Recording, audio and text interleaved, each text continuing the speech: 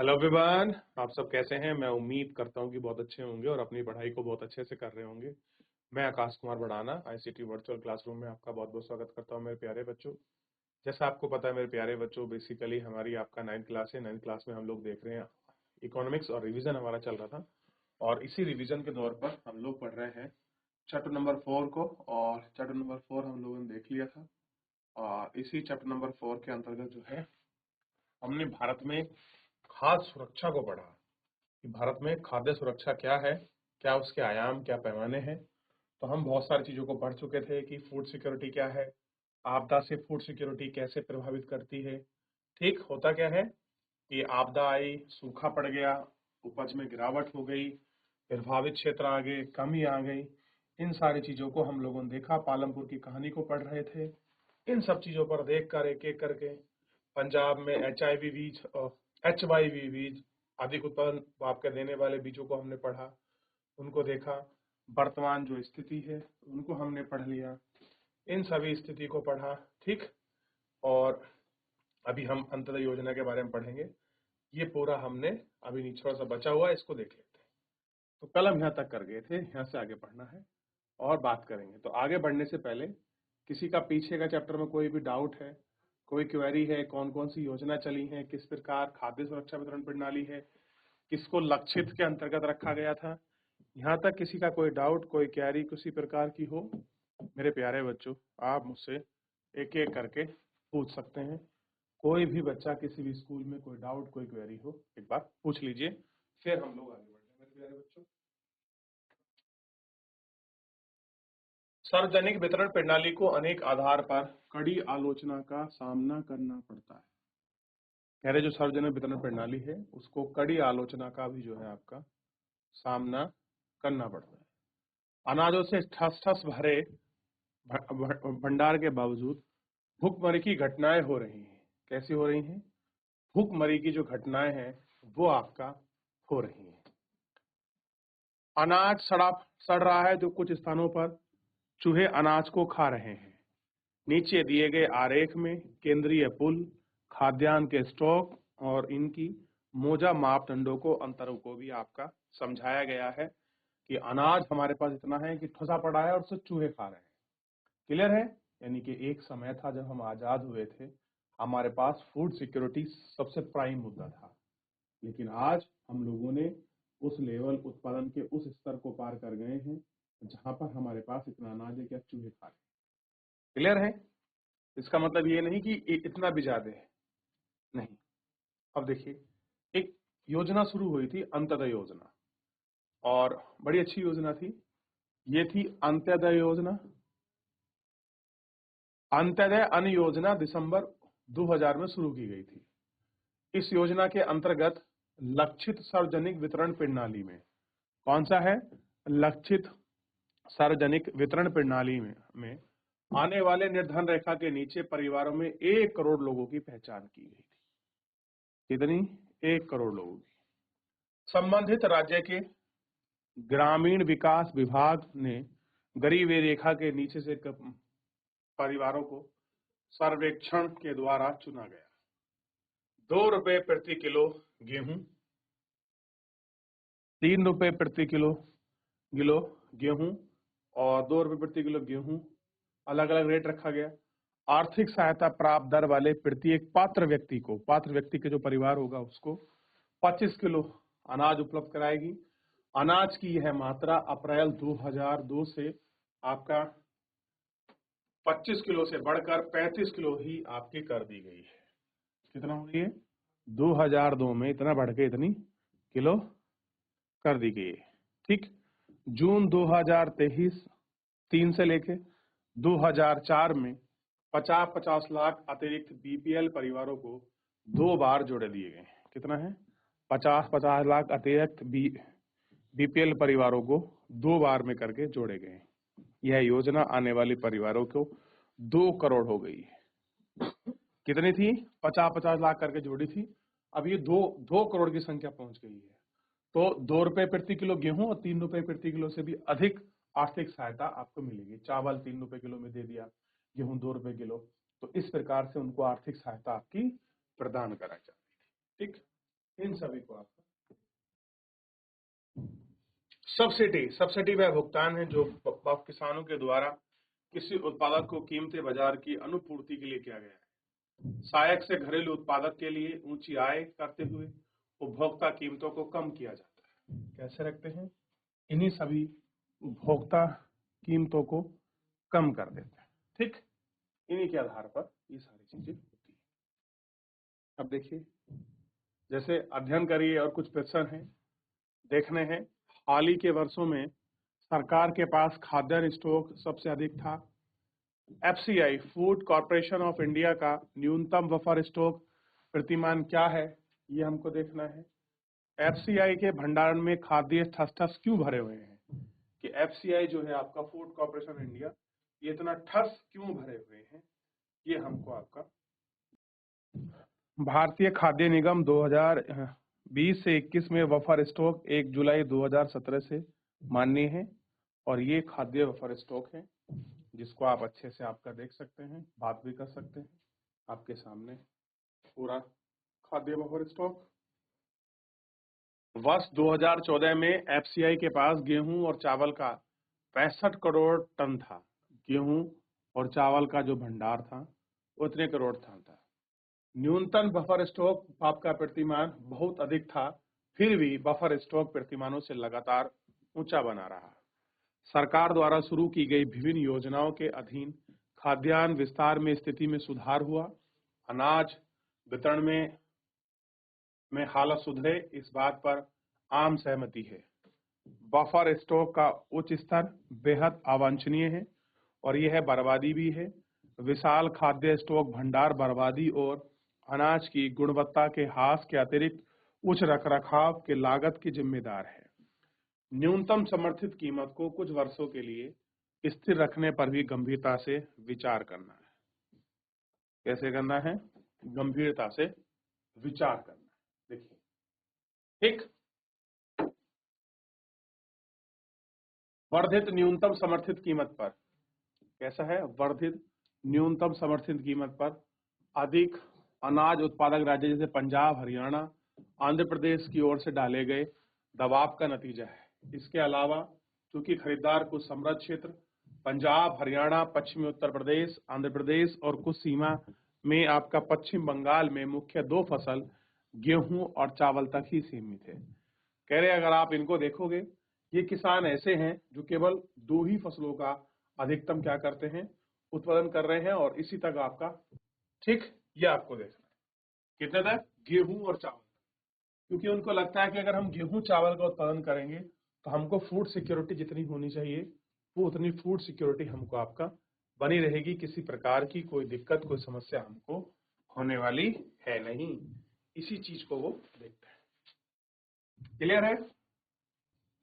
न्यूनतम समर्थित कीमत में वृद्धि में विशेषतः खाद्यान्नों पर अधिशेष वाले राज्यों में किसान की अपनी मोटे अनाज की खेती समाप्त कर देने, धान गेहूं उपजाने के लिए प्रेरित किया है। जबकि मोटा अनाज गरीबों की प्रमुख भोजन है।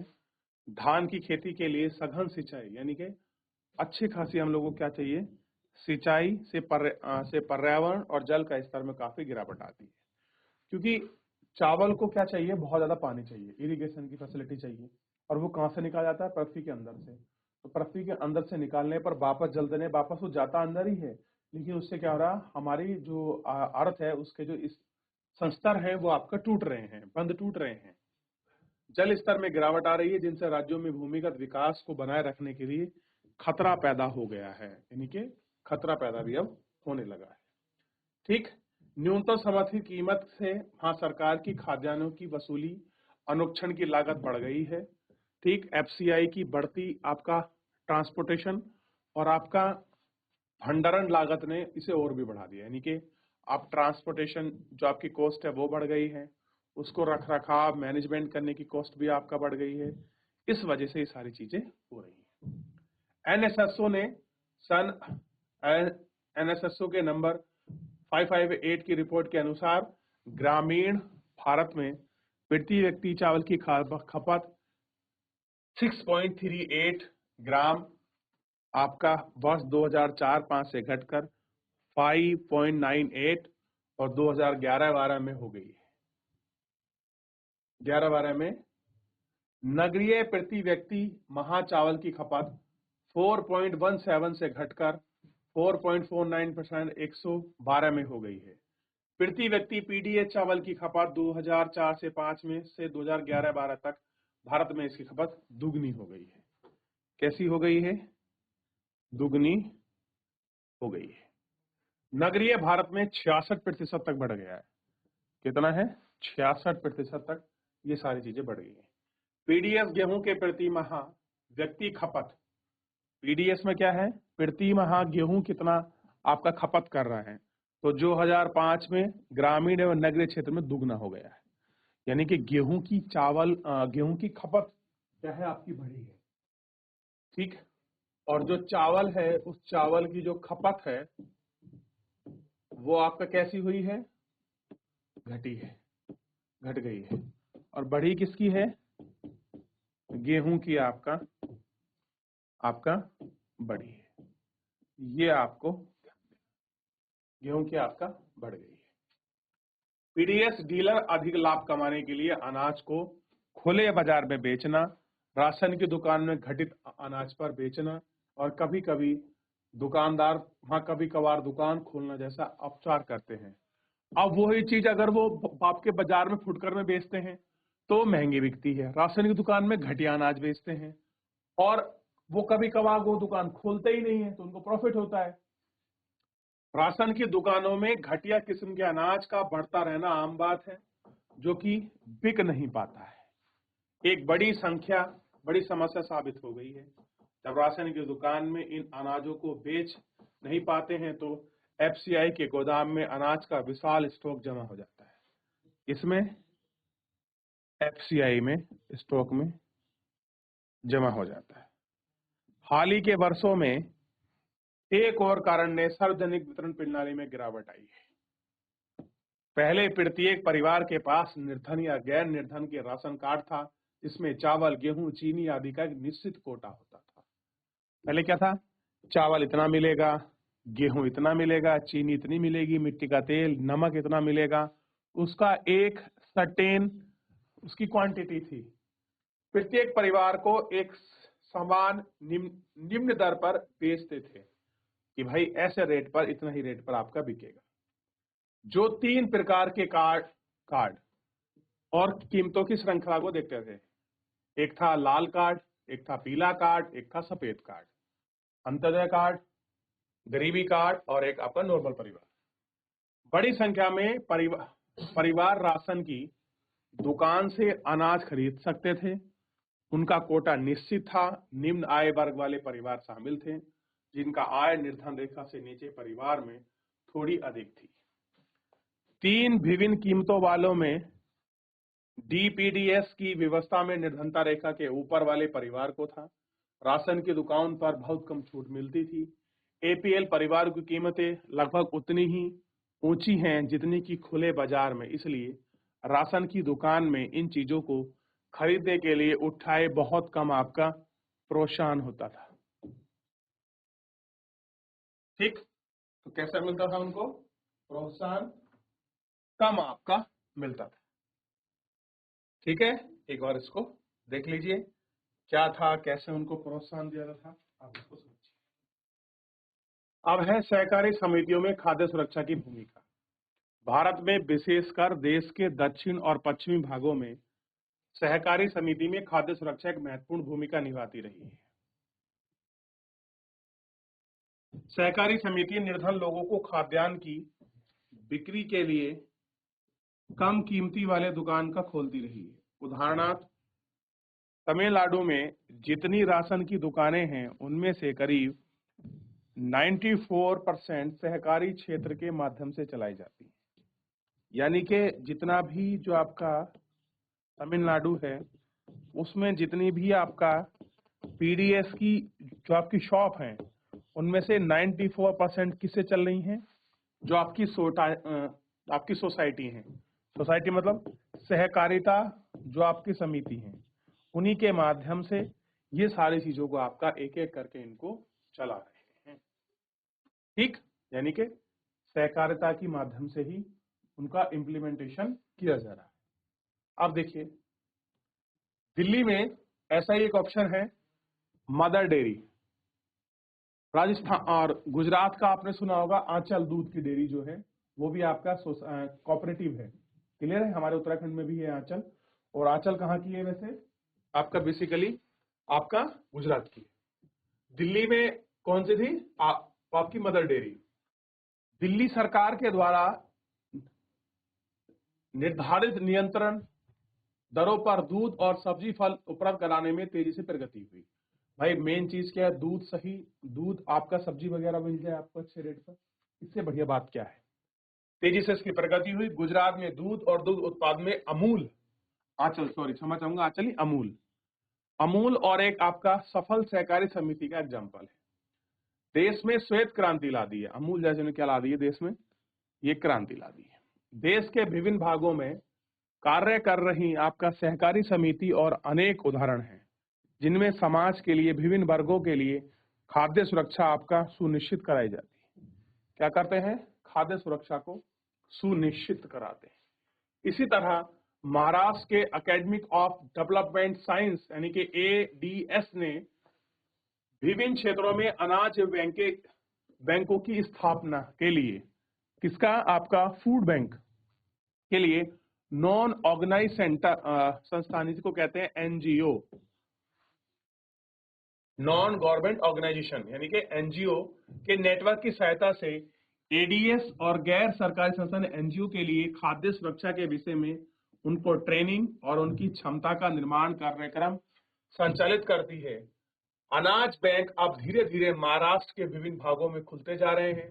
अनाज बैंकों की स्थापना आपका गैर सरकारी संगठन के माध्यम से फैलने और खाद्यान्न की सुरक्षा पर सरकार की नीति को प्रभावित करने वाले में ADS की कोशिश ला दी गई है। ADS अनाज बैंक कार्यक्रम को एक सफल और एक आपका प्रक्रिया में खाद्य सुरक्षा कार्यक्रम के रूप में स्वीकृति मिली है। इसी रूप में आपका स्वीकृति मिल गई है। ठीक, यह आपको देखना है। तो इसी तरह से आपका जो पूरा चैप्टर है वो आपका समाप्त हो गया है। एक बार अच्छे से देख लीजिए, किसी का कोई डाउट कोई क्वेरी है मुझसे पूछ लीजिए। हो गया? चलिए, अब ये सारा चैप्टर आपका समाप्त हो गया। अब इसका कुछ सारांश बचा हुआ है, थोड़ा सा इस सारांश को देख लेता हूं।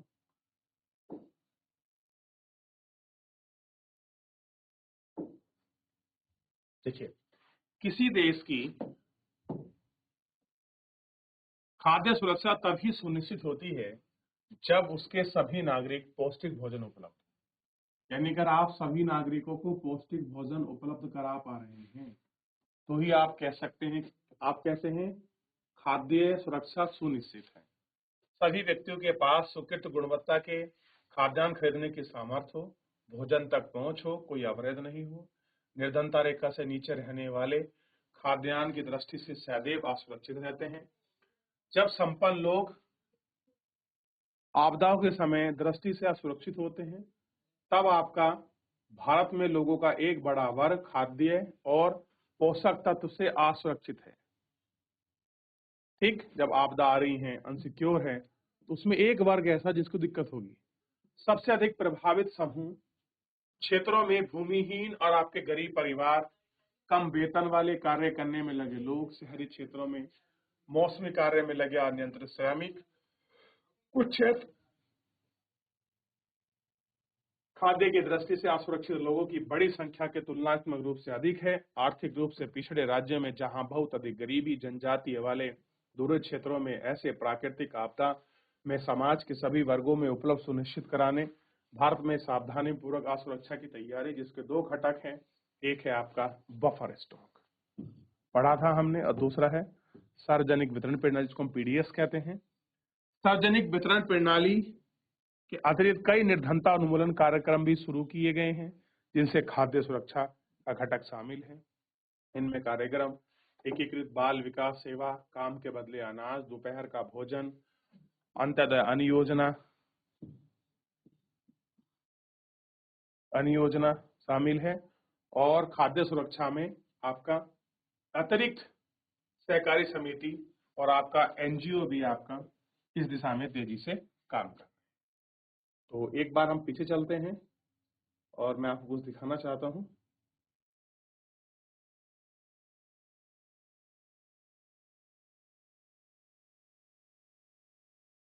तो पहले हमने बफर स्टॉक को पढ़ा, फिर हमने पीडीएस को पढ़ा, और पीडीएस को पढ़ने के बाद 1840 में शुरू हुई, 70 के दशक में द्वारा पीडीएस को लाया गया और एकीकृत बाल विकास कार्यक्रम 75 में या 77-78 काम के बदले अनाज शुरू की गई। ये गरीबी उन्मूलन के प्रमुख कार्यक्रमों में से एक थे। ठीक, तो इनको आप सबने बड़े अच्छे से देख लिया, बात कर ली। तो फिलहाल मेरे प्यारे बच्चों, आप एक बार घर जाकर पूरे चैप्टर को पढ़िए, रिवीजन करिए। कोई डाउट, कोई क्वेरी रहती है आप मुझसे पूछ लीजिए। फिर मिलेंगे हम नेक्स्ट लेक्चर में। तब तक के लिए आप अपना ध्यान रखिए, स्वस्थ रहिए, अपनी पढ़ाई अच्छे से करते रहिए।